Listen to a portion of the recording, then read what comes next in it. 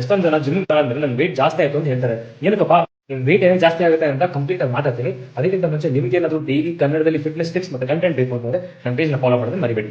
ಮೊದಲನೇದಾಗಿ ನಿಮ್ ವೇಟ್ ಜಾಸ್ತಿ ಆಗಿರೋದಕ್ಕೆ ಎಷ್ಟೊಂದು ಕಾರಣಗಳಿರುತ್ತೆ. ಅದು ನೀವು ಲಾಸ್ಟ್ ನೈಟ್ ತಿಂದ್ರೆ ಚೀಟ್ ಮೇಲೆ ಇರ್ಬೋದು, ಇಲ್ಲ ಜಾಸ್ತಿ ನೀರು ಕುಡಿಯೋದಿರ್ಬೋದು, ಇಲ್ಲ ಅಂತಂದ್ರೆ ಮನೇಲಿ ಮಾಡಿರೋ ಊಟದಲ್ಲಿ ಉಪ್ಪಿನಂಶ ಜಾಸ್ತಿ ಇರ್ಬೋದು. ಸೊ ಅವಾಗ ನಿಮ್ ವೇಟ್ ಜಾಸ್ತಿ ಆಗಿರೋದು ನೀವು ವರ್ಕೌಟ್ ಮಾಡಿ ಇಲ್ಲ ಜಿಮ್ಗೆ ಹೋಗಿ ಅಲ್ಲ, ನಿಮ್ ನ್ಯೂಟ್ರಿಷನ್ ಮತ್ತೆ ಡಯಟ್ ಸ್ವಲ್ಪ ಚೇಂಜ್ ಆಗಿರುತ್ತಲ್ಲ ಅದರಿಂದ ಇರುತ್ತೆ.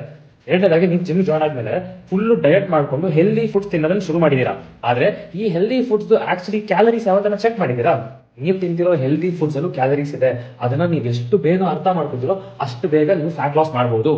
ಕೊನೆಯದಾಗಿ ವೇಟ್ ಗೆ ಅಷ್ಟೊಂದು ಇಂಪಾರ್ಟೆನ್ಸ್ ಕೊಡೋದು ನಿಲ್ಸಿ. ಕೆಲವು ಸಲ ನಿಮ್ ವೇಟ್ ಜಾಸ್ತಿ ಆದ್ರೂ ನೀವು ಹಾಕೋ ತರ ಬಟ್ಟೆ ನಿಮ್ಗೆ ಬೆಟರ್ ಆಗಿ ಫಿಟ್ ಆಗ್ತಾ ಇರುತ್ತೆ. ಅದನ್ನ ಟ್ರ್ಯಾಕ್ ಮಾಡಕ್ ಶುರು ಮಾಡಿ. ನಿಮ್ ವೇಟ್ ಜಾಸ್ತಿ ಆದ್ರೂ ನಿಮ್ ಬಟ್ಟೆಗಳು ಏನಾದ್ರು ನಿಮ್ಗೆ ಕರೆಕ್ಟ್ ಆಗಿ ಫಿಟ್ಟಿಂಗ್ ಇದೆ, ಇಲ್ಲ ಅಂದ್ರೆ ಮುಂಚೆಗಿಂತ ನಿಮ್ಗೆ ಬೆಟರ್ ಆಗಿ ಫಿಟ್ ಆಗ್ತಾ ಇದ್ರೆ ನೀವು ಆಕ್ಚುಲಿ ಪ್ರೋಗ್ರೆಸ್ ಮಾಡಿದೀರಾ. ಈ ಪ್ರೋಗ್ರೆಸ್ ನ ಹೆಂಗ್ ಟ್ರ್ಯಾಕ್ ಮಾಡೋದು ಅಂತ ಯೋಚನೆ ಮಾಡ್ತಾ ಇದ್ದೀರಾ? ಕೆಳಗಡೆ ಕಮೆಂಟ್ಸ್ ಅಲ್ಲಿ ಪ್ರೋಗ್ರೆಸ್ ಅಂತ ಕಮೆಂಟ್ ಮಾಡಿ, ನಾನು ಇದ್ರ ಮೇಲೆ ರೀಲ್ ಮಾಡ್ತೀನಿ.